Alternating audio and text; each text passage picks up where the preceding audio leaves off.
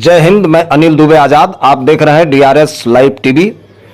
आप इसे share, like और सब्सक्राइब करें। हाँ, बेल आइकन दबाना न भूलें ताकि आप जुड़े रहें देश दुनिया की खबरों के साथ साथ अपनी लोकल खबरों से भी, जहां खबरें छिपती नहीं दिखती हैं। आदरणीय सचिन पायलट जी,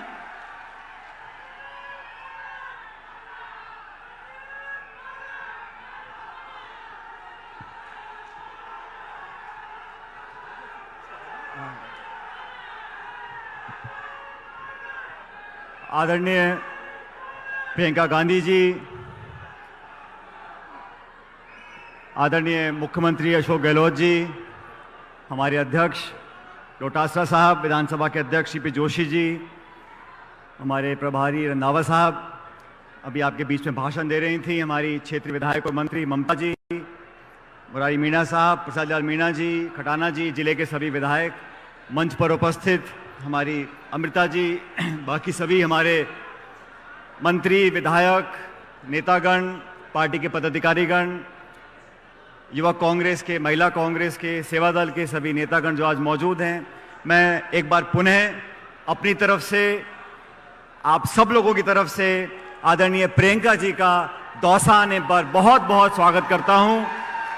प्रियंका जी आज यहां पर आई हैं हमको संदेश देने के लिए, और राजस्थान के अंदर जो चुनाव होने वाले हैं, किन मुद्दों पर हम आगे बढ़ रहे हैं, हमारी पार्टी की सोच क्या है और किन मुद्दों को लेकर हमारी पार्टी, हमारा संगठन आने वाले चुनाव को जीतने जा रहा है, किन मुद्दों को रेखांकित करना है, इस पर आदरणीय प्रियंका जी हमारी आपको अपनी बात बताएंगी। साथियों, ये सिकराय विधानसभा क्षेत्र, ये दौसा जिला, ये पूरा इलाका, यहाँ के क्षेत्र के लोगों ने हमेशा से कांग्रेस पार्टी का साथ दिया है, और कांग्रेस पार्टी ने जो विकास, प्रगति, लोगों की देखरेख, 36 कौमों को प्यार और प्रेम देकर आगे बढ़ाने का काम किया है। मुझे गर्व है कि इस जिले से, यहाँ का सांसद मैं आपके बीच में रहा हूं, और आपने हमेशा, हमारे हाथ की पहचान है, इस हाथ की पहचान को आपने हमेशा बरकरार रखा और हमेशा वोट और समर्थन देकर हमको ताकत दी है।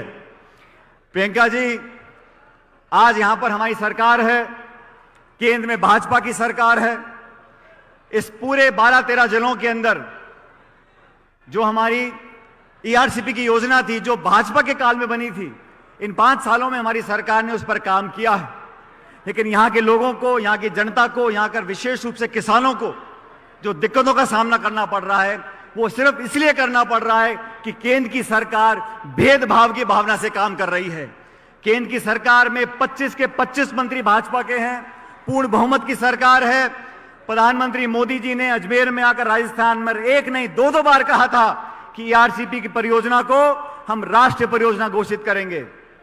अब उनके मंत्री और सांसद, उनकी सरकार, सिर्फ कांग्रेस की सरकार यहां पर है, इसलिए हमारे किसानों के साथ भेदभाव कर रहे हैं।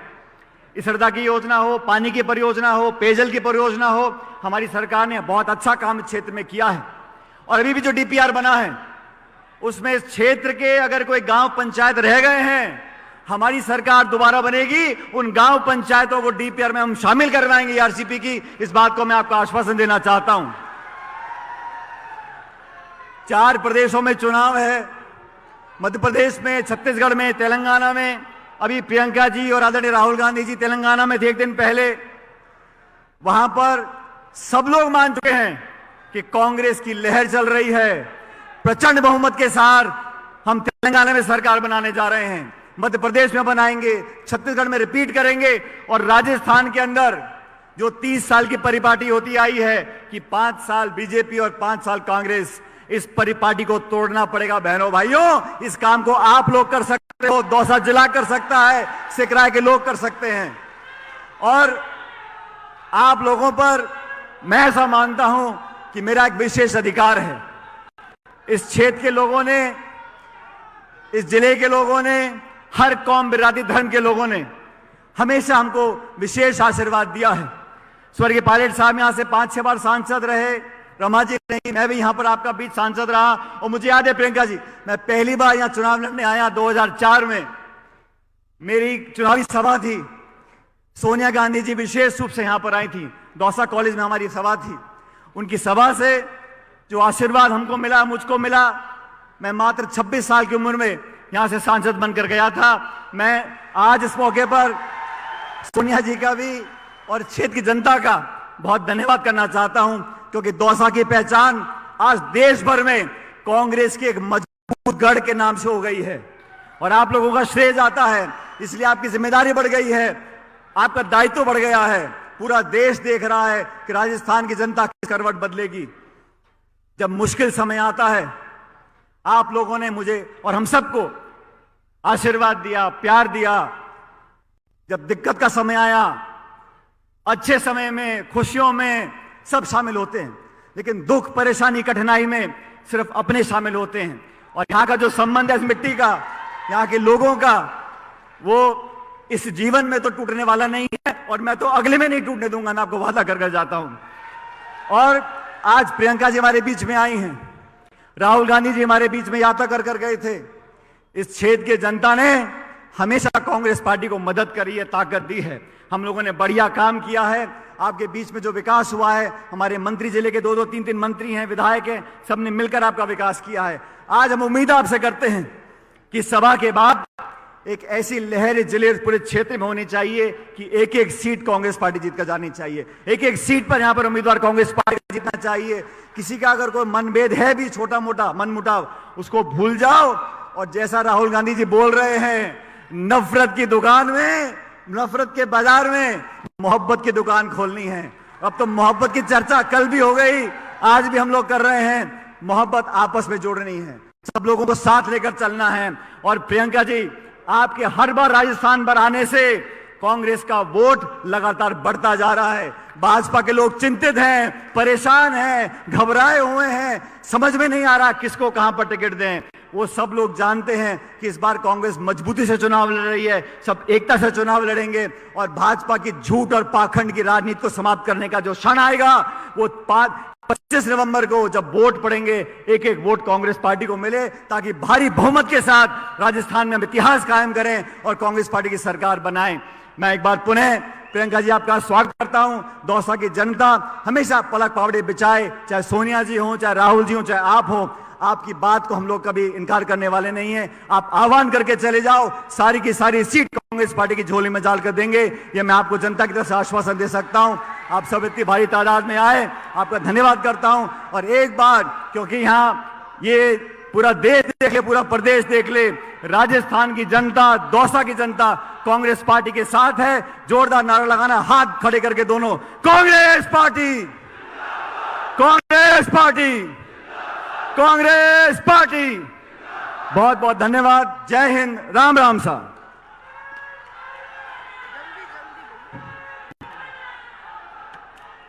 मैं अब बहुत ही आदर के साथ में हमारे राजस्थान प्रदेश कांग्रेस कमेटी के यशस्वी अध्यक्ष, जुझारू और संघर्षशील व्यक्तित्व के धनी, किसान के बेटे सम्मानीय गोविंद सिंह डोटासरा जी को आमंत्रित करना चाहूंगी कि वो आए और जनसभा को संबोधित करें। सम्मानीय गोविंद सिंह डोटासरा जी। राम राम साहब। आज हमारे लिए बहुत ही सौभाग्य का दिन है कि हमारे बीच में अखिल भारतीय कांग्रेस कमेटी की महासचिव, हमारी नेता आदरणीय प्रियंका गांधी जी आई हैं। हम सब तालियों की गड़गड़ाहट के साथ उनका हार्दिक अभिनंदन करें, स्वागत करें। आदरणीय मुख्यमंत्री अशोक गहलोत जी, आदरणीय हमारे प्रभारी रंधावा साहब, आदरणीय सीपी जोशी जी, आदरणीय हमारे सचिन पायलट साहब, ममता भूपेश जी, तमाम मंत्री, विधायक, संगठन के लोग, हमारे सह प्रभारी राठौड़ साहब, हमारी बहन अमृता धवन जी, तमाम आदरणीय बुजुर्गों, युवा भाइयों, माताओं, बहनों और पत्रकार बंधुओं, आदरणीय प्रियंका जी ने आज आकर के हमारी इस ऐतिहासिक सभा को सफल बनाया। हम उनको सुनना चाहेंगे, लेकिन मैं एक बात निवेदन करना चाहता हूं कि देश के प्रधानमंत्री जी ने 2 बार पिछले चुनाव से पहले प्रदेश के लोगों के साथ ये वादा किया था कि हम अगर केंद्र की दोबारा 2019 में सत्ता में आए तो हम ईआरसीपी को राष्ट्रीय परियोजना घोषित करेंगे। लेकिन बड़े दुख की बात है कि यहां राजस्थान का जल संसाधन मंत्री होते हुए भी देश के प्रधानमंत्री ने राजस्थान की जनता के साथ में ईआरसीपी को राष्ट्रीय परियोजना बनाने का वादा करने के बावजूद भी अपना वादा नहीं निभाया है। ये वादा खिलाफी के खिलाफ, उनकी इस वादा खिलाफी के खिलाफ ये राजस्थान कांग्रेस कमेटी आपके नेतृत्व में, राहुल गांधी जी और खड़गे साहब के नेतृत्व में, हम प्रियंका जी यहां पर कांग्रेस का कार्यकर्ता घर घर जाएगा, हमारी सरकार की अच्छी योजनाओं का बताएगा, क्योंकि हमने काम शानदार किए हैं। चाहे कर्मचारियों के लिए ओपीएस की बात हो, किसानों के कर्जे माफ की बात हो, किसानों के लिए बिजली के बिल की माफ की बात हो, चाहे पेंशन सोशल सिक्योरिटी में बात हो, 25 लाख की स्वास्थ्य की जो योजना हो, 25 लाख रुपए तक का इलाज फ्री, 10 लाख रुपए का दुर्घटना बीमा हो, मैं समझता हूं कि इंदिरा रसोई की बात हो, तमाम वो सारे के सारे काम हमने जो जनता के दिल में था वो काम करने का काम राजस्थान की हमारी सरकार ने किया है। कांग्रेस का कार्यकर्ता हमेशा बब्बर शेर की तरह गांव गांव जा रहा है, ढाणी ढाणी जा रहा है और बता रहा है कि आप बताइए कि केंद्र की मोदी सरकार ने जो वादे किए थे, चाहे वो महंगाई कम करने का वादा किया था, चाहे वो बेरोजगारों को रोजगार देने का वादा किया था, चाहे किसानों की दुगनी आमदनी करने का वादा किया था, वो वादे नहीं निभाए। उल्टे 3 काले कानून ला करके किसान को खून के आंसू रुलाने का काम किया। लेकिन उल्टे हमारी सरकार ने 16,000 करोड़ रुपए का कर्जा भी माफ किया। और जिस ईआरसीपी हम आज बात करने के लिए आए, जो केंद्र की सरकार हमें वादा खिलाफी कर रही है, ईआरसीपी को राष्ट्रीय परियोजना नहीं बना रही है, उस ईआरसीपी की योजना को हमारी सरकार ने दोनों बजटों में 23,000 करोड़ रुपए बजट देकर के चालू करने का वादा निभाने का काम किया है। एक तरफ केंद्र की वो मोदी सरकार है जो वादा खिलाफी करती है, जो 9 साल पहले जो वादे किए थे न उनको पूरा कर रही है, न किसान का ध्यान में है, न माता बहनों का ध्यान में है, केवल झूठे वादे करके वोट की फसल काट करके राजनीति कर रहे हैं। आदरणीय प्रियंका जी, जब आप टोंक में निवाई में आई थी, उसके बाद में एक वातावरण बना है, हमारी माताएं बहनें कह रही हैं कि अब की बार 2023 का चुनाव हम माता और बहनें प्रियंका जी की बात के ऊपर मोड़ लगा करके राजस्थान में ऐतिहासिक समर्थन के साथ में राजस्थान में कांग्रेस की सरकार बनाएंगे। और 2023 में कांग्रेस की सरकार बनेगी तो ये मान के चलना 2024 में मोदी सरकार का दिल्ली से तख्ता पलट होगा, इस बीजेपी का सुपड़ा साफ होगा। ये मैं निवेदन करने के लिए आया हूं। आज आप सब लोग प्रियंका जी को सुनना चाहते हैं, हम सब लोग प्रियंका जी को सुनना चाहते हैं, इसलिए मैं ज्यादा लंबी चौड़ी बात नहीं करूंगा, केवल एक बात करूंगा कि हमारे पास बताने के लिए बहुत कुछ है। हम एकजुट हैं, एक साथ हैं और सत्ता और संगठन ने समन्वय के साथ मिलकर के काम किया है। अब मैं निवेदन करना चाहता हूं कि दूसरी तरफ भारतीय जनता पार्टी बिखरी पड़ी है, इनके जो चेहरे फीके हो गए 10 साल में, जो सांसद उनको उतार करके वो केवल 2023 की लड़ाई नहीं लड़ना चाहते हैं, उनको पता है 2023 में नहीं जीतेंगे, केवल और केवल अपनी 2024 की एंटी कैंपेनिंग को खत्म करने के लिए ये इस तरीके की लिस्टें जारी कर रहे हैं। भाई और बहनों, हमको गांव गांव ढाणी ढाणी जाना है, 1 मिनट भी व्यर्थ नहीं गंवाना है। हमारे पास में योजनाएं हैं, हमारे पास में बूथ लेवल अध्यक्ष से लेकर के संगठन खड़ा हो गया है, हमारे पास में नेतृत्व है, खड़गे साहब का, राहुल गांधी जी का आशीर्वाद हमको मिल रहा है, आगे भी मिलता रहेगा। प्रियंका जी आई हैं, मैं चाहता हूं कि माननीय प्रियंका जी आप 25 तारीख को फिर राजस्थान में आकर के धूम मचा दें। और मैं कहना चाहता हूं, ये राजस्थान हम हमारे कांग्रेस के कार्यकर्ता जीत करके आपकी झोली में डालेंगे। इन्हीं शब्दों के साथ आप सब लोग पधारे, आपका बहुत बहुत स्वागत, धन्यवाद। जय हिंद, जय भारत, जय कांग्रेस। अब मैं आमंत्रित करना चाहूंगी राजस्थान के यशस्वी मुख्यमंत्री, गरीबों के मसीहा और जननायक, जिन्होंने राजस्थान की जनता को संभालने का प्रयास किया। मैं चाहूंगी तालियों की जोरदार गड़गड़ाहट के साथ में मुख्यमंत्री जी का स्वागत करें।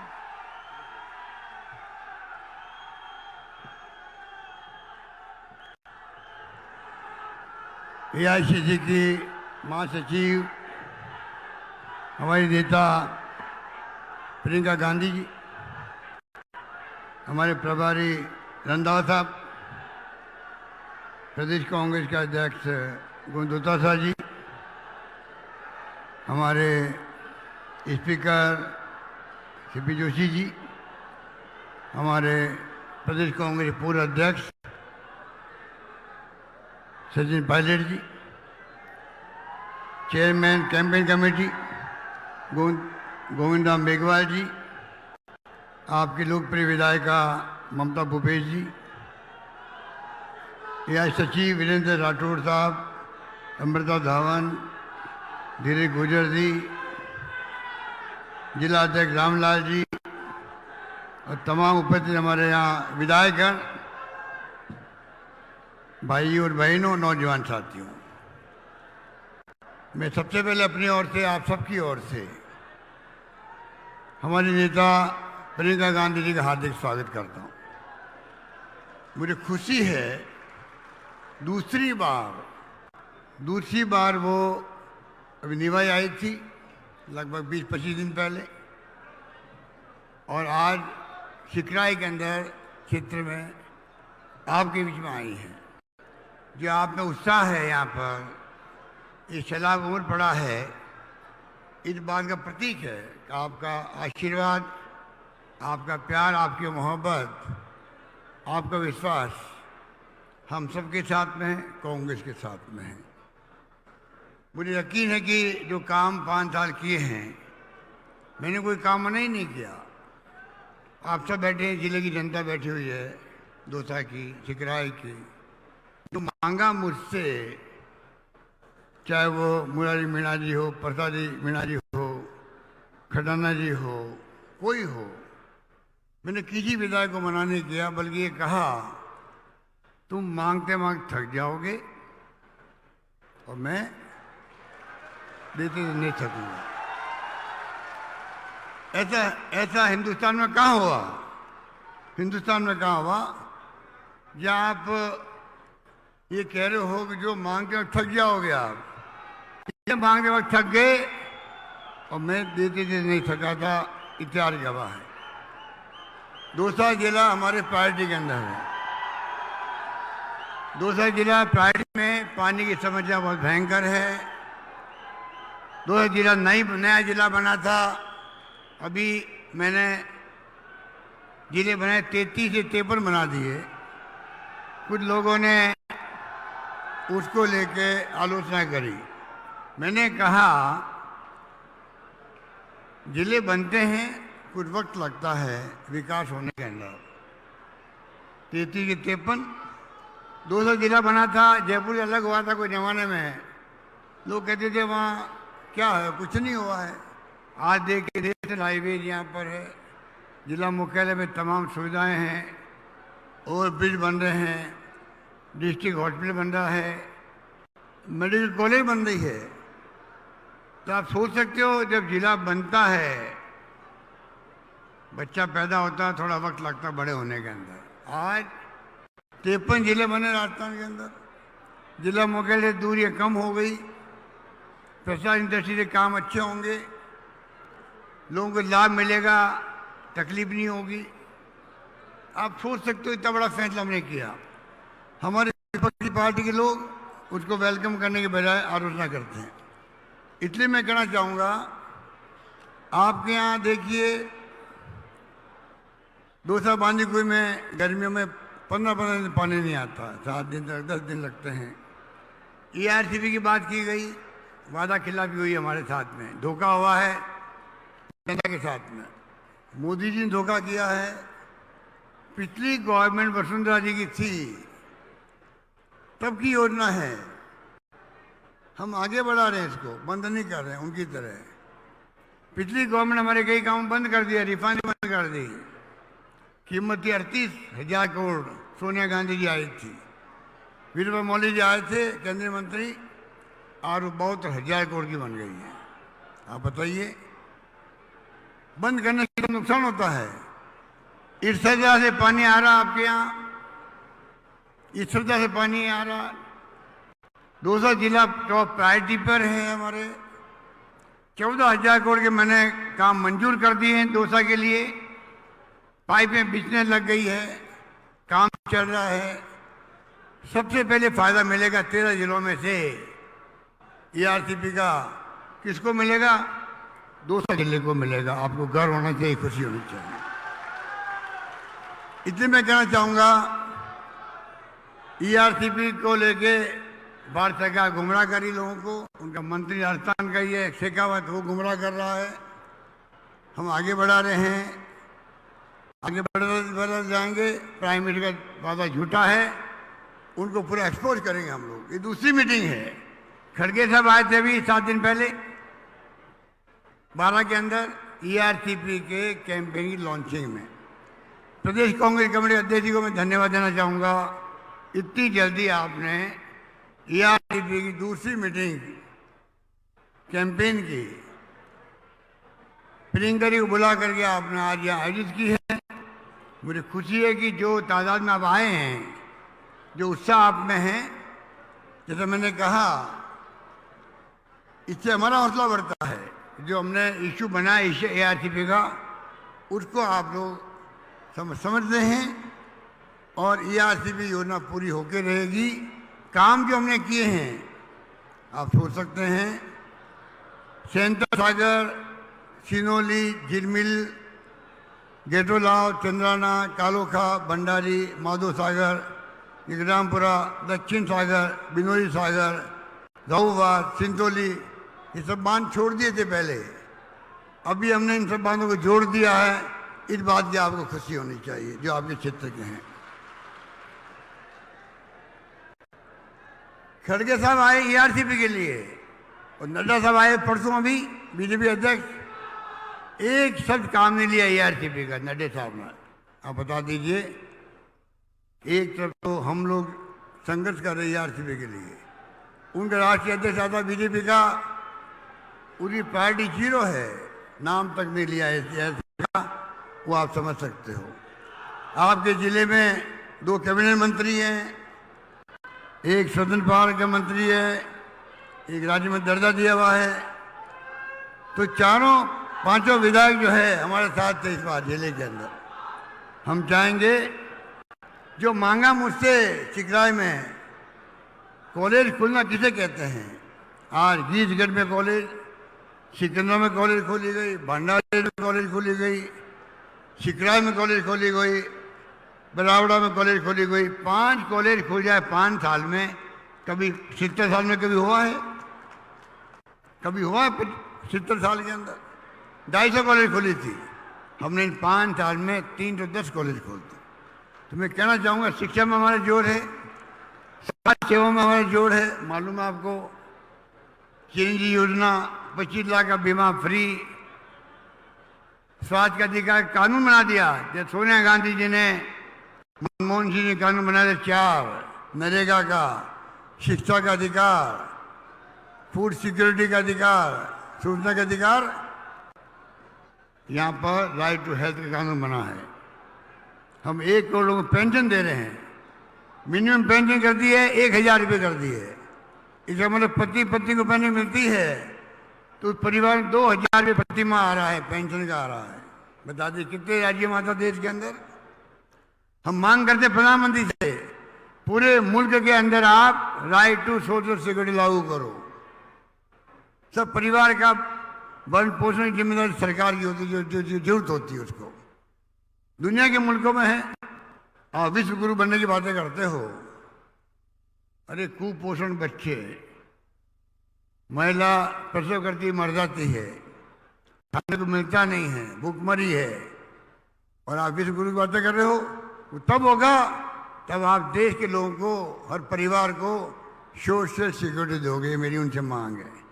इसलिए मैं कहना चाहूँगा, चिकराई में उप जिला अस्पताल बन गया, बेरावड़ा, मानपुर गढ़ में CHC, कालाखो, मीना शिमला में PHC खोली गई है। और मैंने कहा दौसा के अंदर मेडिकल कॉलेज खोल रही है और नर्सिंग कॉलेज के मैंने आदेश जारी कर दिए। आपके नर्सिंग स्वास्थ्य मंत्री जी बैठे हुए हैं, प्रताप मीणा जी, तो आप सोच सकते हो जो मांगा उनको दिया हम लोगों ने। बेलावड़ा में, भंडारेज में तहसील, पापड़दा गीजगढ़ उप तहसील, सिकंदर में पंचायत समिति बनी है। पापड़दा में पुलिस थाना, नियालपुरा भंडारेज में चौकी, सिकराय में अपर जिला व सेशन कोर्ट खुल गया है। सिकंदर में देवनारायण बालिका छात्रावास, बेलावड़ा में सावित्रीबाई फुले छात्रावास बन रहा है। विधानसभा के अंदर करीब 100 करोड़ सड़कें अलग से बन रही है। तो मैं कहने को बहुत कुछ है, आप प्रियंका जी को सुनना चाहेंगे। मैं लंबी बात नहीं करता हुआ आपको इतना ही कहना चाहूँगा, आप विश्वास कीजिए हमारी सरकार पर। राहुल गांधी जी ने, खड़गे साहब ने, सोनिया गांधी जी ने कह रखा हमें वादा मत करो, तो वादा करते हो, वादा निभाओ, और हम निभाते हैं। इसलिए आपका विश्वास हमारे ऊपर है। महंगाई राहत शिविर में खोले, 10 गारंटी हमने दी आपको। आज घर घर में राशन पहुंच रहा है, मिर्च मसाले पहुंच रहे हैं। कामधेनु योजनाओं में गायों का बीमा हो रहा है। लंपी में मर गई गाय, 40,000 रुपये मैंने बैंक के खाते में जमा करवा दिए लोगों को, 40,000 रुपये। 100 यूनिट बिजली माफ कर दी, 2,000 यूनिट बिजली माफ किसानों को कर दी। 10 वादे पूरे कर रहे हैं हमने। महिलाओं को स्मार्टफोन मिल रहे हैं, 40 लाख महिलाओं को लगभग मिल चुके हैं, 1 करोड़ लगभग मिलने वाले हैं सेकेंड फेज के अंदर। ये मैं कहना चाहता हूँ। इस प्रकार से राइट टू हेल्थ का दुर्घटना बीमा अलग है। आगे आने वाले वक्त में और गारंटी देंगे हम लोग आपको। चुनाव में जाने के पहले हमारे मैनिफेस्टो कमेटी के अध्यक्ष बैठे हैं डॉक्टर सीपी जोशी, मैनिफेस्टो बना रहे हैं। गारंटी मिलेगी आपको, गारंटी आधारित सरकार चलेगी आने वाले वक्त के अंदर। मैं कहना चाहूँगा, घोषणा पत्र का मतलब यही है, वादे करते हैं जनता से, वादे निभाते हैं। हमारी गवर्नमेंट वो गवर्नमेंट है जिसने जीतते ही मैनिफेस्टो को, घोषणा पत्र को कैबिनेट की मीटिंग में लाते हैं हम लोग, पास करते हैं और चीफ से कहते हैं क्योंकि जनता ने वादे करके हमारे इन वादों के आधार पर सरकार चलेगी 5 साल तक। तो आप सोच सकते हो, ये कहते कतनी करने में अंतर नहीं हमारे, जबकि वो बीजेपी वाले चाल चहित चेहरा सब भूल गए हैं। आतंक मचा रखा देश के अंदर, ईडी, इनकम टैक्स, सीबीआई का। लोकतंत्र खतरे के अंदर है। चिंता बहुत ज्यादा है हम लोगों को। संविधान की धज्जियां उड़ रही है। डॉक्टर अम्बेडकर का संविधान बनाया हुआ है, उसके आधार पर देश चलता चलता अंदर पहुंचा है। पंडित नेहरू के जमाने लगा करके इंदिरा जी थी, राजीव गांधी जी थे। आज तक संविधान को आधार बना के देश चल रहा है। पहली बार जुडिशरी पे दबाव, एजेंसी प्रीमियर हमारी है, हमें गर्व होना चाहिए। सीबीआई पर, ईडी पर, इनकम टैक्स पर उसका मिसयूज हो रहा है। दबाव पे छापे पड़ते हैं। देश के अंदर जहाँ चुनाव होते हैं, विपक्षी पार्टियों को तंग करने का काम किया जाता है। इलेक्ट्रॉनिक बॉन्ड, ये लीगली करप्शन हो गया देश के अंदर। तो कहने की कई बातें हैं। मैं आपको इतना कहना चाहूँगा शॉर्ट के अंदर, कृपा करके, अभी सचिन पायलट जी कह रहे थे, उसी प्रकार सारे बातें भूल करके, मतभेद भूल करके, आज देश में लोकतंत्र खतरे में है। आपको हमको समझना पड़ेगा राजस्थान वासियों को, किस प्रकार से राजस्थान सरकार बनेगी कांग्रेस की। पूरे मुल्क में मैसेज जाएगा, चुनाव खाली राजस्थान के लिए नहीं है। जो राहुल गांधी कहते हैं वैसे ये चुनाव कांग्रेस का और देश का भविष्य तय करेगा। इसलिए मैं आपका आह्वान करूंगा, आप सबसे मेरा विनम्र निवेदन है कि जिस प्रकार से ये घबरा गए हैं, सांसदों को टिकट दे रहे हैं एमएलए का, इनके पास क्या 2.5-3 लाख वोटर होते हैं, आबादी ज़्यादा होती है, क्या एक इनको उम्मीदवार नहीं मिल रहा वहाँ पर खड़ा करने के लिए। मैं पार्लियामेंट चुनाव 7 लोगों को दे चुके, इतने घबराए हुए लोग हैं ये, इनके पास कहने कुछ है ही नहीं। हमारी परफॉर्मेंस के आधार पर चुनाव लड़ेंगे हमारा। मैं इस मुबारक मौके पर इस मंच से, सिकराय के विधानसभा क्षेत्र के मंच से ये घोषणा करना चाहता हूँ, अगला चुनाव हम लोग जो हमने काम किए हैं, सुशासन दिया है, स्कीमें दी आप लोगों को, कानून पास किए, इससे बढ़ के जो कंट्री में कहीं नहीं है। अभी वक्त नहीं कि मैं गिनूँ आप सबको। फैसले हमने किए हैं, अधिकार आपको दिए हैं। हम खाली उनके आधार पर चुनाव लड़ना चाहेंगे। बताएंगे, चाहे वो दिल्ली कोई नेता आते हों, वादे करते हों, चुनाव के बाद में एक नेता की शिकल आप नहीं देखोगे। शिकलें देखोगे आप, हमारी देखोगे आप, राजस्थान वालों को देखोगे, क्योंकि हम आपके बीच में रहते हैं, आपसे मिलते हैं, दुख दर्द में आपके हम काम आएंगे। दिल्ली वाले झूठे वादे करके चले जाएंगे, कहते हैं हमारा कोई चेहरा नहीं है राजस्थान के अंदर। मुख्यमंत्री का कमल का फूल चेहरा है। कमल का फूल सड़क बनाएगा, कमल का फूल आपको स्वास्थ्य का अधिकार देगा, पानी की योजना देगा, क्या देगा वो आपको? कमल का फूल उनका निशान हो सकता है।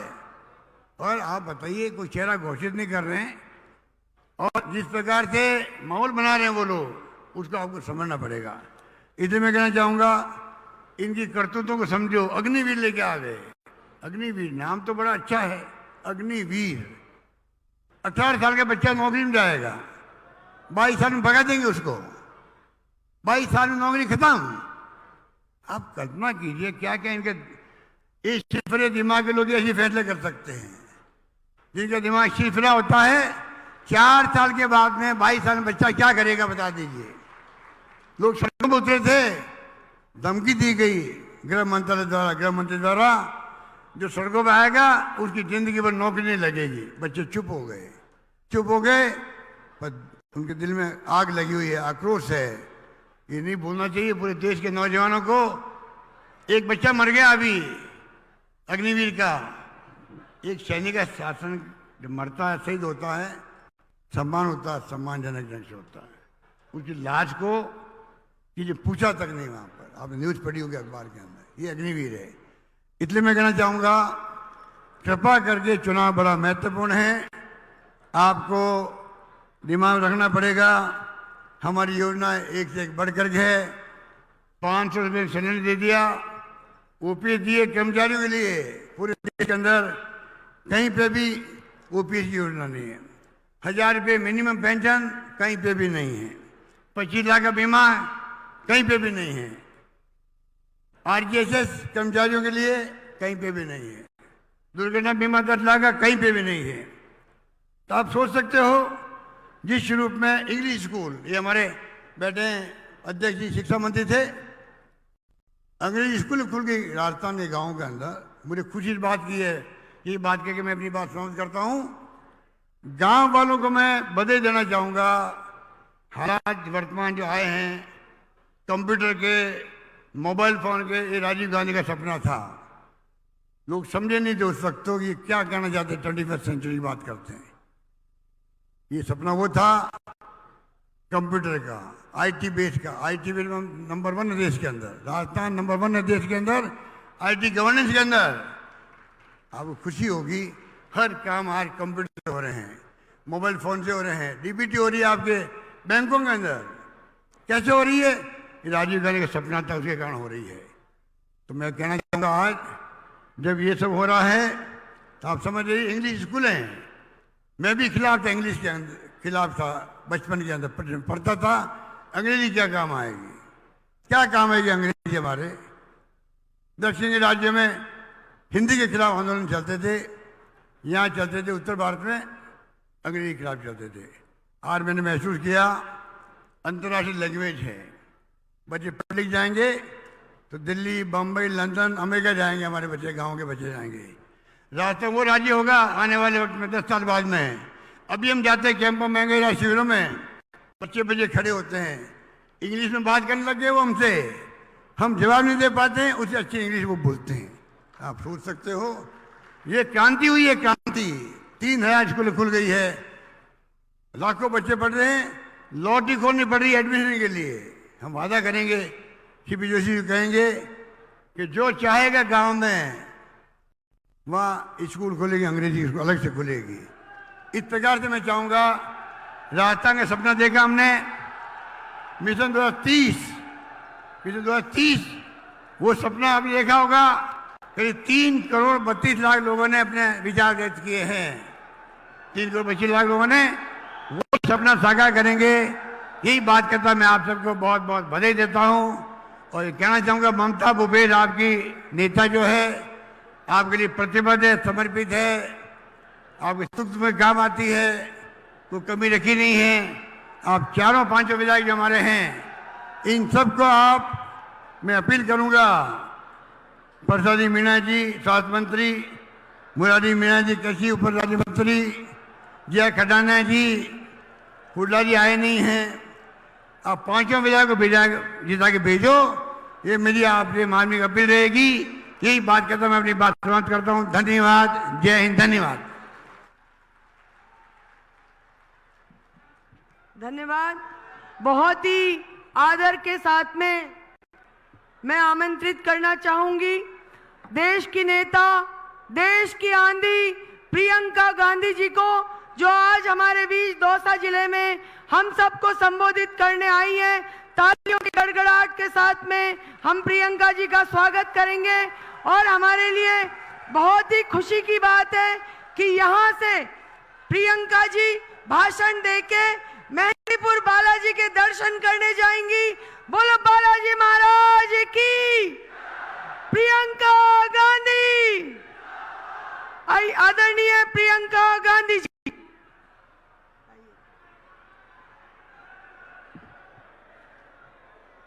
सारा भाइया बहनन को राम राम सा।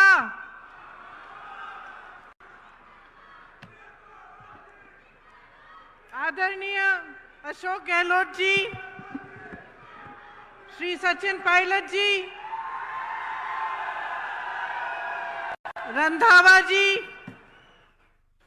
गोविंद सिंह दोतासरा जी, श्री सीपी जोशी जी, श्रीमती ममता भूपेश जी, प्रसादी लाल मीणा जी, मुरारी लाल मीणा जी, धीरज गुर्जर जी, जुबैर खान जी, रामजी लाल औध जी, अमृता धवन जी, वीरेंद्र राठौर जी, सभी उपस्थित नेतागण, पार्टी के कार्यकर्तागण, मेरी प्यारी बहनें, मेरे प्यारे भाई,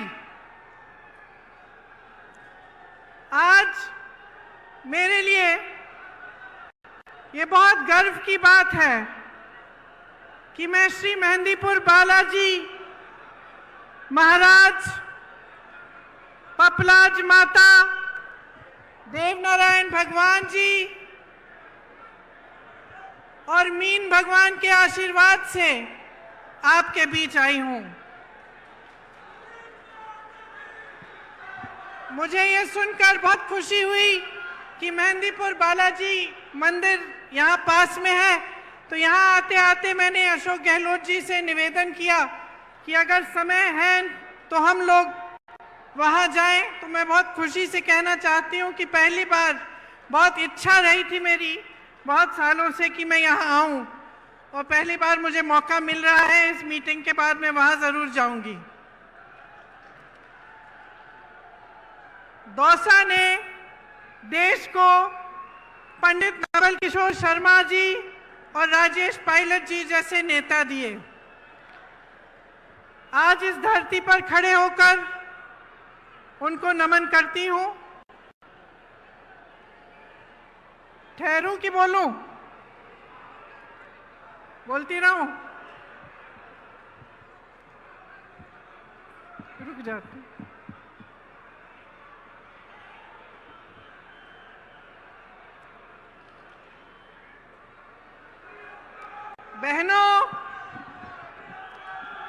बहनों, आजकल आपके खेतों में बहुत काम है।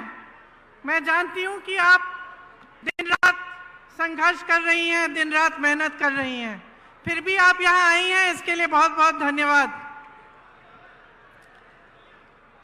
देखिए, चुनाव चल रहा है। मैं तेलंगाना जा रही हूँ, छत्तीसगढ़, मध्य प्रदेश, राजस्थान, मिजोरम, हर जगह चुनाव है। जहाँ जहाँ मैं जाती हूँ तो उस प्रदेश की जो खासियत है, उस प्रदेश का जो हुनर है, जिसके लिए उस प्रदेश की मजबूती पूरे देश में जानी जाती है, उसके बारे में मैं बात करती हूँ। ये वीरों का प्रदेश है, यहाँ के महापुरुषों ने हमारे देश के लिए बड़े बड़े बलिदान दिए और इस देश की आज़ादी में बहुत भूमिका निभाई। इसी तरह से मध्य प्रदेश में गई तो रानी दुर्गावती जी हैं वहाँ, उन्होंने भी देश के लिए, आज़ादी के लिए संघर्ष किया। और हर प्रदेश में ऐसी कहानियां हैं। और सिर्फ महापुरुषों ने नहीं, इस देश के जन जन ने देश को मजबूत बनाने के लिए और देश की आज़ादी के लिए बलिदान दिया है। देश के किसान ने संघर्ष किया है, देश की महिलाओं ने संघर्ष किया है, तभी ये देश आकर यहाँ पहुंचा है जहां हम आज हैं। तो जब हम सरकार बनाने की बात करते हैं, चुनाव की बात करते हैं, तो हमें ये सोचना बड़ा जरूरी है कि हम सरकार से क्या उम्मीद रखते हैं। ये देश, ये प्रदेश जिसके लिए हम सब मेहनत करते हैं, जिसके लिए हम सब संघर्ष करते हैं, इसकी सरकार हमारे लिए क्या करेगी, ये सोचना बहुत जरूरी होता है। आपका जीवन का सफर मुश्किल है। मेरी बहनें खेतों में काम करती हैं, घर गृहस्थी को संभालती हैं, बच्चों के परवरिश को देखती हैं। मेरे भाई खेती करते हैं, जो किसान भाई हैं, आपके बच्चे बड़े होकर जवान बनते हैं, सरहद पर देश की सुरक्षा करते हैं। आप इस देश की रीढ़ हैं, इस देश को आपने बनाया है। तो इस जीवन के सफर में जो संघर्ष से भरा हुआ है, मुश्किलों से भरा हुआ है, इस सफर में आप सरकार से क्या उम्मीद रखते हैं? आप सरकार से ये उम्मीद रखते हैं कि आपकी जीवन की जो मुश्किलें हैं उसे कम करने का प्रयास करे। आप सरकार से ये उम्मीद रखते हैं कि आपके जीवन संघर्ष में आपका साथ दे। जब आपदा आए तो आपको राहत मिले, जो खेती का काम आप कर रहे हैं उसमें आपको सुविधा मिले, जो मेरी बहनें बच्चों के परवरिश कर रही हैं उनको मदद मिले, ताकि आपका भविष्य और आपके बच्चों का भविष्य, जिसके लिए आप दिन रात मेहनत करते हैं, वो उज्जवल हो सकता है। यही उम्मीद रखते हैं ना आप? ये उम्मीद रखते हैं आप सरकार से? तो इस उम्मीद को पूरा करने के लिए, सरकार चलाने के लिए, देश को चलाने के लिए एक सोच और एक समझ की जरूरत होती है। असली नेता जो होता है वो वर्तमान और भविष्य की ओर देखता है, अतीत की ओर देखता नहीं है। अतीत का आदर करता है लेकिन बार बार अतीत की बात नहीं दोहराता। वो आगे देखता है कि हम आज जनता को किस तरह मजबूत कर सकते हैं ताकि आगे बढ़कर उनका भविष्य और भी मजबूत बने। तो इस सोच के लिए, समझ के लिए एक तरह का नेता होना चाहिए। जैसे आपने देखा, आपके प्रदेश में कांग्रेस की सरकार है। अब जो सरकार है उसने पूरी तरह से आपका जो ये जीवन सफर है इसमें आपकी मदद करने का प्रयास किया है। और अगर आप पिछले 5 सालों का आप सफर देखें तो आप ये जरूर कह पाएंगे कि राजस्थान की जो कांग्रेस सरकार रही है उसने आपके जीवन सफर को मजबूती दी है और उसको आसान करने की कोशिश की है। जो नेता सचमुच चाहते हैं कि प्रदेश आगे बढ़े, देश आगे बढ़े, वो सिर्फ अपना मान सम्मान और अपने घमंड को नहीं देखते, वो जनता को देखते हैं कि जनता के लिए क्या अच्छा है। बड़ी बड़ी इमारतें बनाना, 20,000 करोड़ का नया संसद बनाना, 27,000 करोड़ के कॉन्फ्रेंस हॉल बनाने, 16,000 करोड़ के हवाई जहाज खरीदने अपने लिए, ये एक तरह के नेता करते हैं। भाजपा के आज नेता जो हैं वो सबसे पहले अपने अहंकार को अपने मान सम्मान को बढ़ाने के लिए अपने लिए काम कर रहे हैं और अपने उद्योगपति मित्रों के लिए काम कर रहे हैं। आप सोचिए, जब देश के प्रधानमंत्री 8-8 हजार करोड़ के हवाई जहाज खरीद रहे हैं और वही प्रधानमंत्री कहते हैं कि किसानों का कर्ज माफ करने के लिए पैसे नहीं है, 27,000 करोड़ की इमारतें बनी जा रही हैं, वही कहते हैं कि ओपीएस पेंशन के पैसे नहीं हैं, अपने बड़े बड़े उद्योगपति मित्रों को देश की सारी संपत्ति दे चुके हैं। तो आप सोचिए, आपने भरोसा करके दिया, सत्ता दी, आपने खड़ा किया, आपकी उम्मीद थी कि आपके जीवन सफर में वो आपकी मदद करेंगे, आपकी उम्मीद थी कि जो देश की संपत्ति है उसकी हिफाजत करेंगे। लेकिन क्या हुआ? देश की सारी संपत्ति अपने बड़े बड़े उद्योगपति मित्रों को दे दी। जो 6,000 करोड़ की कंपनियां थी, लाखों की कंपनियां थी, उनको कम दाम में बेच दिया। जहां से आपको रोजगार मिल सकता था, वो अपने बड़े बड़े उद्योगपति मित्रों को बेचकर प्राइवेट कर दिया। जहां आरक्षण मिलता था वो भी नहीं मिलेगा। तो आपने उम्मीद की, लेकिन आपकी उम्मीद को तोड़ा गया। आज ये नौबत आ गई है कि प्रदेश की सरकार महंगाई के राहत कैंप लगा रही है, क्योंकि देश की जो सरकार है, केंद्र की जो सरकार है, उसने इतनी महंगाई बढ़ा दी है कि आप गुजारा नहीं कर पा रहे हैं। तो ये जो नजरिया है इन नेताओं का, जो भाजपा का नजरिया है, उसको आपको समझना पड़ेगा। क्योंकि जब जब चुनाव आता है तो धर्म और जाति की बात करते हैं। धर्म और जाति की ऐसी बात होती है जो आपके दिल में, आपके जज्बातों से जुड़ी होती है। धर्म की सुरक्षा, धर्म को आगे बढ़ाने की बात, इसे कोई हिंदुस्तानी नहीं नकार सकता। ये ऐसी चीज है जिससे हम सबके जज्बात जुड़े हुए हैं।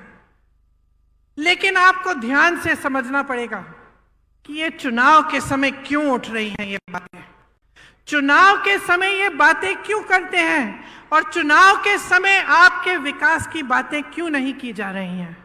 चुनाव के समय आपको ये क्यों नहीं बताया जा रहा है कि ये जो ओपीएस पेंशन के पैसे हैं ये आपको क्यों नहीं दे सकते। जब तमाम कांग्रेस की सरकारें प्रदेश के बाद प्रदेश में ओपीएस दे रही हैं तो इनको कौन सी दिक्कत हो रही है, ये सवाल आपको पूछने पड़ेंगे। और आपको अच्छी तरह से समझना पड़ेगा कि ये जो दो तरह की राजनीति हैं जो आज देश में चल रही हैं, इनमें से आपको कौन सी चुननी है। आपको एक ऐसी राजनीति चुननी है जो सिर्फ आपकी जज्बातों की बात करती है चुनाव के समय, लेकिन आपके काम की बात नहीं कर रही है, या आपको एक ऐसी राजनीति चुननी है जो सुबह से शाम तक आपकी काम की बात करे, जो आपके जीवन की मुश्किलों को दूर करने की बात करे। देखिए, अगर जनता का कल्याण होना है तो ऐसी राजनीति से होगा जो सेवा भाव, करुणा भाव और जनता को सर्वोपरि रखने की राजनीति हो। लालच, महत्वाकांक्षा, अहंकार की राजनीति आपको आगे नहीं बढ़ाएगी। इसीलिए जब हमारे प्रधानमंत्री जी यहां आकर दुनिया भर की बातें करते हैं, बहुत नकारात्मक बातें भी करते हैं, तो हमें सोचना चाहिए कि ये हमारे लिए सकारात्मक बात क्यों नहीं कर रहे हैं। आपने तो देखा ही होगा, मैंने टीवी पे देखा, पता नहीं सच है कि नहीं, देवनारायण जी के मंदिर में शायद गए थे कुछ समय पहले और एक लिफाफा डाला है। अब मैंने टीवी पे देखा कि 6 महीनों बाद वो प्रधानमंत्री जी द्वारा डाला गया लिफाफा खोला जा रहा है।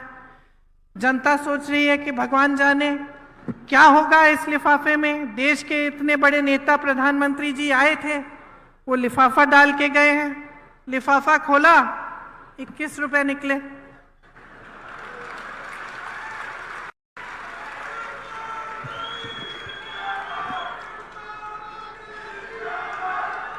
अब आप मुझे बताइए कि एक तरह से यही हो रहा है देश में। घोषणाएं बड़ी बड़ी, मंच पर खड़े होकर कैसे कैसे लिफाफे दिखाए जा रहे हैं आपको, और जब आप उन लिफाफों को खोलते हैं, जब चुनाव खत्म हो जाता है और बारी आती है कि काम करके दिखाओ, तो कुछ नहीं होता। तो इस राजनीति से सावधान हो जाइए। ये ईआरसीपी का जो जुमला है जो आपको दिया गया, यही चीज थी। ये सिर्फ एक नहर की परियोजना नहीं थी ये, बल्कि दौसा और आसपास के 12 जिलों के लिए जीवनदायिनी गंगा के समान है।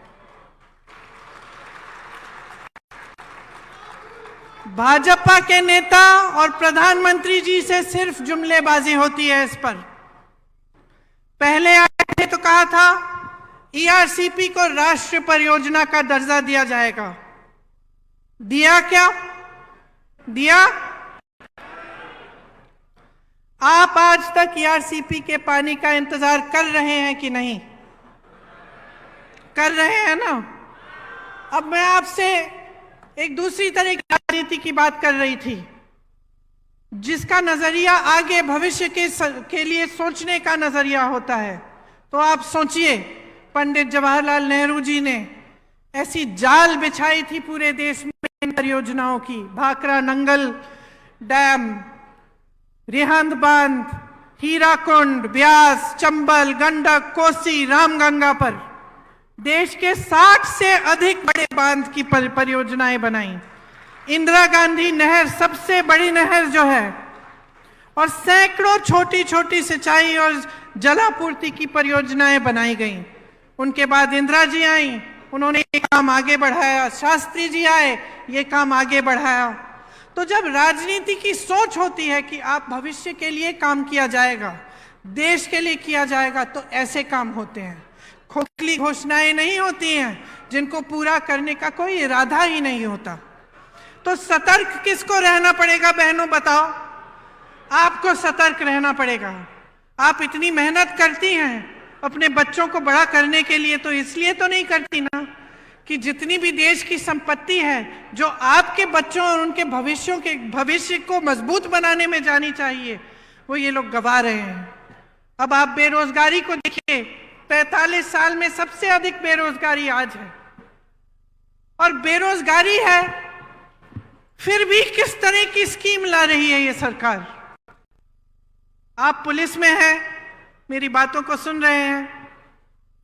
आपकी तरह तमाम नौजवान परिश्रम करते हैं कि वो सेना में भर्ती होंगे। मैंने खुद अपनी आंखों से देखा है। उत्तर प्रदेश में एक बार मैं सुबह 4 बजे गिरफ्तार हो गई थी। उससे पहले जब पुलिस हमको ढूंढ रही थी, हम एक गांव के पास रुके, शायद 3:30 बजे होंगे सुबह के, और मैंने देखा बहुत सारे लड़के 3:30 बजे सुबह सड़क पर आ गए हैं। तो मैंने अपने साथियों से पूछा कि भाई इतनी सुबह सुबह क्या कर रहे हैं ये बच्चे यहाँ? सब दौड़ लगा रहे थे, सब मेहनत कर रहे थे कि जब सेना में भर्ती का समय आएगा तो हम भर्ती हो जाएंगे, हम अपने परिवारों के लिए कमाएंगे, हम अपना भविष्य मजबूत बनाएंगे। ये इसलिए तो नहीं मेहनत कर रहे कि 4 साल बाद वापस भेजा जाएगा इनको घर। देश के लिए बलिदान देने के लिए तैयार, सरहद पे खड़े होकर होने के लिए तैयार, वहां की बर्फीली चोटियों पर हमारी रक्षा करने के लिए तैयार। और आपने अग्निवीर जैसे स्कीम निकाल ली, जिसके जरिए 4 साल बाद ये बच्चे जिन्होंने इतनी मेहनत की, जो इतनी इच्छा से देश के लिए तैनात होने के लिए तैयार हैं, उनका भविष्य ही आपने खत्म कर लिया। इस तरह की स्कीम लाएगी क्या सरकार? जहां जहां आज मैं जाती हूं, नौजवान मिलते हैं, कहते हैं हमें जाना ही नहीं है, अब हम तो कोशिश भी नहीं करेंगे। इस बार इस साल शायद सबसे कम एप्लीकेशन गए होंगे, क्योंकि कोई मेहनत नहीं करना चाहता इतना कि 4 सालों में आपको घर जाके वापस गांव आना पड़ेगा। जब हम नौकरी के लिए इच्छा करते हैं, कोशिश करते हैं, तो सबसे बड़ी चीज क्या होती है कि हमें सुरक्षा मिलेगी, हम कमाएंगे, अपने माँ बाप की देखभाल करेंगे, अपने परिवारों को मजबूत बनाएंगे और जीवन भर हमें कुछ मिलता रहेगा। तो इसी तरह से पेंशन की बात है, जब सरकारी नौकरी के लिए जाते हैं लोग तो एक बड़ी चीज होती है कि पेंशन मिलेगा, कि नौकरी 20 साल की नौकरी करने के बाद जब रिटायर होंगे तो कोई तो होगा हमें पूछने वाला, सरकार से हमें कुछ मिलता रहेगा। वो भी खत्म हो गया। तो आप बताइए, भयानक बेरोजगारी है। जहां जहां से रोजगार बन सकता था उसको तो आपने गवा दिया। बड़े बड़े PSU थे, BHEL जैसे, सब अपने उद्योगपति मित्रों को दे दिए। जो किसान थे, हैं, खेती करते, एक जमाने में खेती से रोजगार बनते थे, गांव में रोजगार बनते थे मनरेगा के द्वारा। मनरेगा को भी इन लोगों ने कम कर दिया। ऊपर से नए रोजगार नहीं बन रहे हैं। जो छोटी दुकानें थी, जो छोटे कारोबार थे, छोटे बिजनेस थे, वो भी नौकरी देने के काम करते थे, उनको भी आपने खत्म करने के कगार पे डाक कर दिया है। आपने GST थोपी, इन पे नोटबंदी थोपी, छोटे दुकानदार GST में उलझ गए एकदम। तो जहां से रोजगार बनते थे, वो सारी जो जितनी भी जगह थी जहां से रोजगार बन सकते थे, उनको आपने खत्म कर दिया। महंगाई आपने ऐसे बढ़ा दी कि मेरी बहनें दुकान जाती हैं कुछ खरीदने के लिए, खाली हाथ वापस आती होंगी, क्योंकि कुछ मिलता नहीं है, कुछ खरीद नहीं पाती हैं। इतना संघर्ष कर रही हैं, बच्चों की फीस भरनी होती है, छत में से पानी टपक रहा है उसकी मरम्मत करनी है, या फिर कोई बीमार पड़ता है उसका इलाज करना है। तो टेंशन ही टेंशन होता है कि किस तरह से हम ये कर पाएंगे, क्योंकि कहीं से कमाई नहीं हो रही है। तो अगर ये परिस्थितियां हैं पूरे देश में, और हम प्रदेश की सरकार के द्वारा पूरी कोशिश कर रहे हैं कि इन परिस्थितियों से आपको निकाल पाएं, कि हम आपकी मदद कर पाएं, और अशोक गहलोत जी की सरकार है जिसमें तमाम ऐसी स्कीमें आई हैं जिससे आपकी सहायता होती है और आपको इन संघर्षों का सामना करने की मजबूती मिलती है। जैसे यहाँ पे जो बिजली आपको मिलती है, वो दूसरे प्रदेशों में ऐसे नहीं है। आपने सुना होगा कि प्रधानमंत्री के एक बड़े उद्योगपति मित्र हैं, अभी हाल ही में ये बात बाहर आई कि इंडोनेशिया से कोयला खरीद के यहाँ लाते हैं और लाते लाते उसका दाम दुगना बढ़ा देते हैं। तो जो बिजली की बिल आपकी चढ़ती चली जा रही है, वो सारे इन उद्योगपतियों के जेब में जा रहे हैं पैसे। और सरकार को रोकना चाहिए, सरकार को रास्ता दिखाना चाहिए, लेकिन सरकार और इनको मजबूत करने का काम कर रही है और आपके जेब से पैसों को निकाल कर अपने बड़े बड़े उद्योगपति मित्रों को दे रही है। तो जैसे मैंने कहा, अब राजस्थान की हमारी प्रदेश की सरकार है। आप जानते हैं कि महंगाई के राहत कैंप राजस्थान सरकार ने आपके लिए लगाए। किससे बचाने के लिए? उस महंगाई से बचाने के लिए जो केंद्र सरकार की वजह से, जिससे आप जूझ रहे हैं। आप जानते हैं कि राजस्थान प्रदेश में, आपके प्रदेश में जो स्वास्थ्य की योजना है, जो स्वास्थ्य के लिए बीमा आपको 25 लाख का जो मुफ्त का इलाज मिल रहा है, ये किसी और प्रदेश में आज तक नहीं है। पहला प्रदेश है। शायद अभी अभी छत्तीसगढ़ में भी कुछ समय पहले शुरू किया गया है, वो भी कांग्रेस की सरकार है। ग्रामीण क्षेत्रों के लिए 1000 इंदिरा रसोई बनाई गई हैं। ये भी राजस्थान सरकार का काम है। इसमें आपको 8 रुपए पे भरपेट भोजन मिल रहा है। गैस सिलेंडर की जो सब्सिडी है, इसके तहत आपको 500 रुपए में सिलेंडर मिल रहा है, जब भारत सरकार ने इसको 1100 से 1200 रुपए का किया था। मेरी बहनों के लिए इंदिरा गांधी स्मार्टफोन योजना के तहत मुफ्त मोबाइल मिल रहे हैं। 1 करोड़ से ऊपर उपभोक्ताओं का बिजली का बिल शून्य आया है। और ये तब जब मैंने आपको समझाया कि किस तरह से केंद्र की सरकार उन उद्योगपतियों को आगे बढ़ा रही है जो आपके जेब से बिजली का पैसा छीन रहे हैं।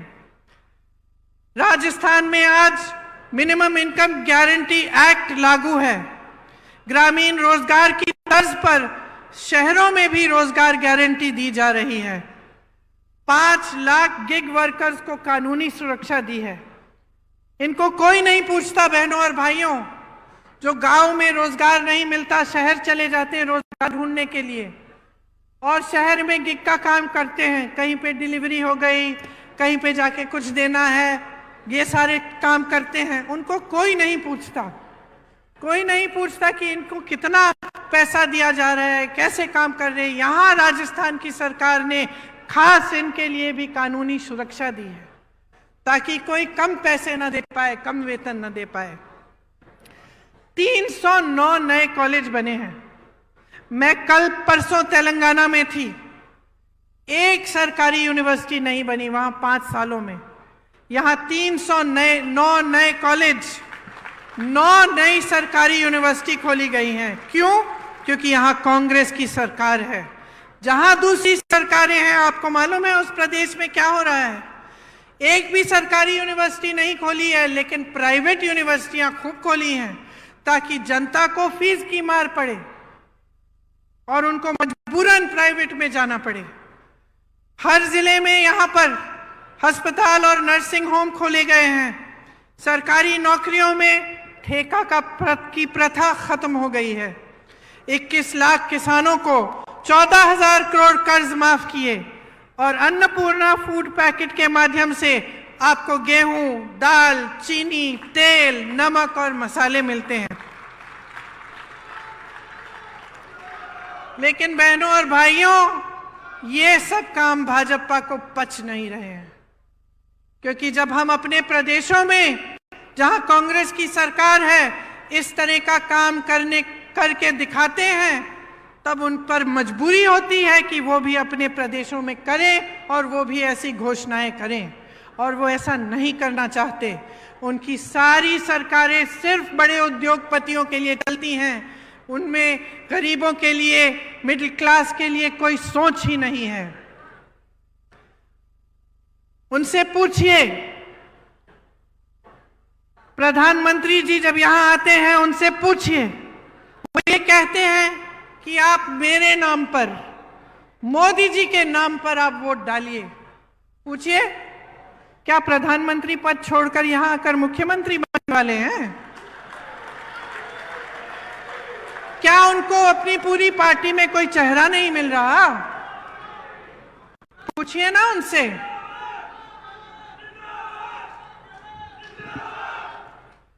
राजस्थान में कितनी योजनाएं दी इन्होंने जब इनकी सरकार थी। ईआरसीपी का जो वादा किया वो क्यों पूरा नहीं किया है अभी तक? बहनों और भाइयों, मसला साफ है।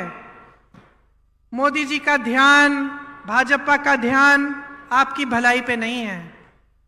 किस तरह से सत्ता में रहना है, किस तरह से अपने आप को मजबूत करना है, यही है उनका एकमात्र लक्ष्य और इसी पर उनका ध्यान है। इनकी नीति बन गई है, आप पिछले 10 सालों में देखिए, नीति बन गई है गरीबों से खींचना और बड़े बड़े उद्योगपतियों को सींचना। सोच लीजिए मेरी बहनों और भाइयों, भाजपा की सरकार यहां वापस आएगी तो पुरानी पेंशन खत्म। भाजपा की सरकार वापस आएगी तो सोचिए गैस सिलेंडर का क्या होगा। सोचिए कि आपको जितनी भी राहत मिल रही है उसका क्या होगा। सोचिए क्या आपका मुफ्त में 25 लाख का इलाज हो पाएगा कि नहीं, क्योंकि आपने अनुभव किया है। मैं नहीं कहती हूं कि मेरे कहने पर वोट दीजिए, अपने अनुभव पर दीजिए। आप खुद देखिए कि इस सरकार ने आपके लिए क्या किया। भाजपा आपके बारे में नहीं सोच रही है, वहां स्वार्थ हावी है। सब नेता खुद को मुख्यमंत्री घोषित कर रहे हैं। कहीं की ईंट, कहीं का रोड़ा, भानुमति ने कुंबा जोड़ा। मोदी जी के अहंकार ने कुंभा तोड़ा। आज पूरी पार्टी बिखरी हुई है, एकजुट होने का नामो निशान नहीं है। यहां पूरी पार्टी एकजुट होकर मंच पर बैठी है। राजस्थान का रिवाज बदल डालो। राजस्थान का रिवाज बदल डालो। इस बार दोबारा कांग्रेस को लाओ।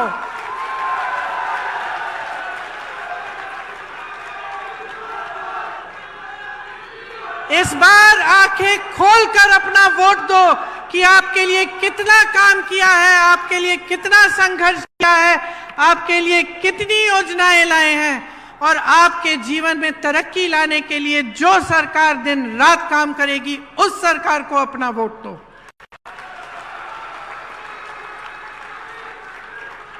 एक तरफ गहलोत जी का अनुभव है, आपके लिए दिन रात एक करने की इच्छा, आपके लिए ऐसी योजनाएं लाने का प्रयास जिससे आपका जीवन सफर सुनहरा हो। दूसरी तरफ सचिन पायलट जी जैसे युवा नेता जो आपके भविष्य की तरफ देखते हुए आपके लिए हर रोज मेहनत करते हैं। ये कांग्रेस पार्टी आपके लिए समर्पित है। ये चाहती है कि राजस्थान मजबूत बने। हम चाहते हैं कि राजस्थान का विकास हो। हम चाहते हैं कि राजस्थान में फिर से 5 सालों के लिए एक ऐसी सरकार बने जो आपकी सरकार हो। इस प्रयास में, इस कोशिश में आप हमारा समर्थन देंगे, आप हमारी सहायता करेंगे तो आप ही का भविष्य उज्जवल होगा। इसलिए आज यहां खड़े होकर मैं आपको धन्यवाद देना चाहती हूं कि आपने बहुत ध्यान से मेरी बातों को सुना और मैं आशा रखती हूं कि वोट देने के दिन भी आप इन बातों को याद रखेंगे और हमारे हाथ मजबूत करेंगे। कांग्रेस पार्टी की सरकार दोबारा बनाएंगे। जय हिंद, जय हिंद, जय हिंद। बहुत बहुत धन्यवाद प्रियंका जी। प्रियंका जी यहाँ से मेहंदीपुर बालाजी मंदिर जाएंगी। आपका इस पावन धरा पे हम सबको आशीर्वाद देने के लिए हार्दिक धन्यवाद। जय कांग्रेस, विजय कांग्रेस।